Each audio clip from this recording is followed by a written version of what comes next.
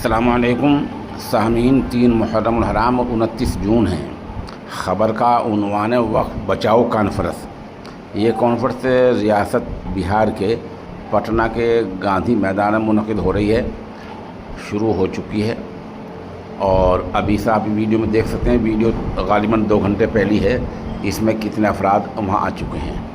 وقف بچاؤ کانفرنس کا ایک ہی مقصد ہے کہ سرکار بالکل کھلم کھلا وقف کو برباد کرنے پر تل گئی ہے، اس سے وقف کو کیسے بچایا جائے۔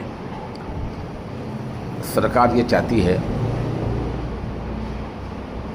کہ جو بھی مسلمانوں کا بھلا اوقاف سے ہو رہا ہے وہ اب نہ ہو اور یہ معاملہ گھیر چیپ کر سرکار کے اختیار میں آ جائے۔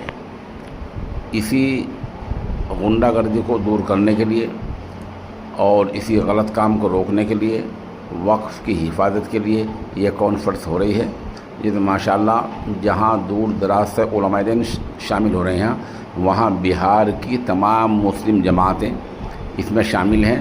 آل انڈیا مسلم پرسنل بورڈ کے زیر اہتمام ہیں۔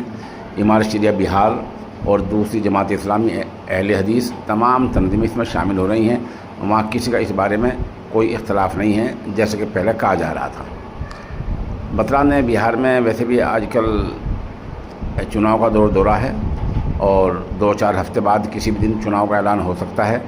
ایسے وقت میں ان کانفرنسوں کا ہونا وقت کا تقاضا ہے، تاکہ لوگوں کو یہ بتایا جا سکے کہ جو پارٹیاں الیکشن میں کھڑی ہیں وہ اوقاف کے تعلق سے کیا نظریہ اور کیا موقف رکھتے ہیں۔